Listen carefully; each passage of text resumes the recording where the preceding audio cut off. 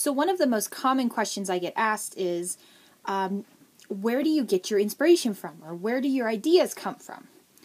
Well, I wish I could say that, I woke up and had this magical dream and all of a sudden I knew exactly what to write and I knew how much to write it. Or I was looking at, a picture of a faraway landscape and out of nowhere, this beautiful story paints in my head of a boy wizard and on a train and so on and so forth, or vampires and romance and, till death do us part with the baby. But it never happened like that for me. When I first started writing Illumin, it was actually originally titled Ethereal. There was nothing super great about it. Like, I didn't wake up thinking, oh, I just had this great dream, I need to go write this book. No, I woke up from a nap, rolled over in front of the computer, and it was like something completely took over me. I wrote 7 pages as if it was the first story I was ever writing in my entire life. It was beautiful. It literally just kind of flowed off of the page. I had no control over it. And the next thing I knew, I had the first 7 pages of what would turn out to be Illumin. I had the first 7 pages of character building Essallie and character building Caden and building this beautiful world that I'm going to continue to construct as I go along down further into the books.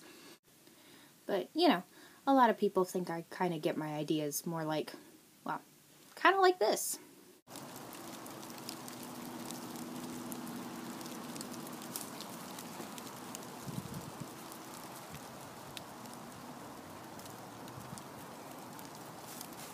I found it! I found the next idea for my book! Spider! Oh! Thankfully, that is not the case, because spiders scared the hell out of me. Another thing I am very commonly asked is what fuels you in your writing spazzes. When it's 3 a.m. and you have no energy to go on and every Starbucks is closed, what gets you through those last couple pages of have to writing and have to editing? I just show them this and most people generally go, oh, it's a caffeine addiction. Don't recommend it. Once you start, you never get off. I went cold turkey for a week. I had headaches every day. I felt miserable and crabby, and I had a bottle of it today, and now I feel fantastic. Fina asked on the event page, what was my reasoning or what was my thought process? What made me want to publish the way I did? And quite honestly, it really did start with the drive of watching Amanda Hawking do it. She went from a girl who had quite literally nothing, just worked a regular job like all of us, and her passion and her desire to want to have her books known to the world is what got her to where she is. I mean, book bloggers helped along the way, word of mouth helped along the way, but it was that drive in her heart that really pushed her and really made her kind of just step above even when people knocked her down and told her that there was no way she was ever going to get published. There was no way, no house would ever pick her up. I really didn't want to go through that process of spending the next 3 years sending out manuscripts and getting rejection letters. I kind of knew that it really wasn't going to be my place for me, and I knew realistically that I wanted to take the harder route. I wanted to prove to myself that I could become something from nowhere, that I didn't need a big house and tons of funding to write a good book and push it and promote it and still be reachable and talk to people. I like that I have time in my schedule to sit down and actually converse and have fun and meet new friends instead of bumping around from tour to tour all day and being really tired and not coming online as much, not meeting the people who are actually reading my book and ultimately promoting me and getting me forward in life. My ever-butt of a cousin decided to ask where the name Essallie came from. It was actually a little bit of a joke. At the time, in my manuscript, Essallie was originally named Lillian. Her name was Lillian Miranda Hanley. And Lillian, the name, just kind of wasn't clicking for me. It was a nice name and all, it's pretty, it's floral, but it wasn't the character. It wasn't right. Something just wasn't quite there. So my cousin and I one day were actually playing with names, and we were joking about how the whole Renesmee thing came about.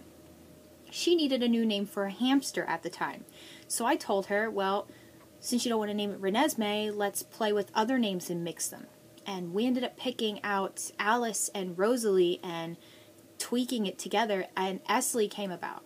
I loved the name so much that it was like flipping on a switch in the back of my brain, like a light bulb went off, and all of a sudden it made sense to name my character that. Like there was no other name in the world that could ever be for my character.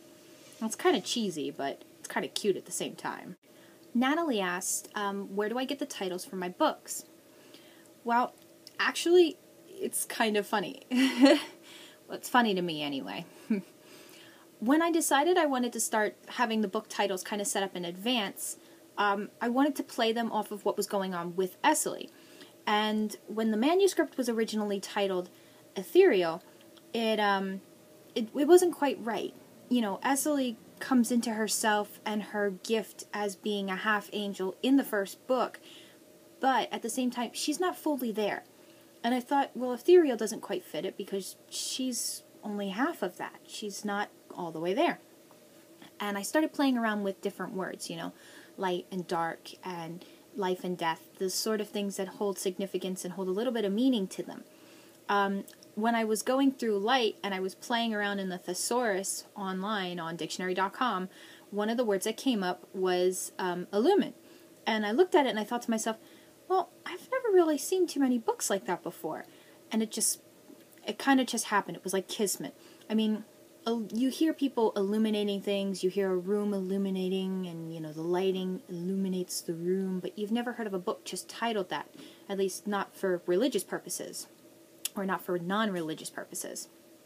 As for the second book, Abumbrate, that one was also a word that I found within a thesaurus, within a thesaurus, within a thesaurus, you know, just kind of searching around online forever. I loved the word. It was so weird. It's so bizarre. I've never seen it before, and I thought, oh, cool, well, at least I'll stand out in that weird sore thumb kind of awkwardish way, which kind of is apparently my strong point, because I make weird faces on video camera like this, and I can't stop saying and like, and I move around like a weirdo, and then I party.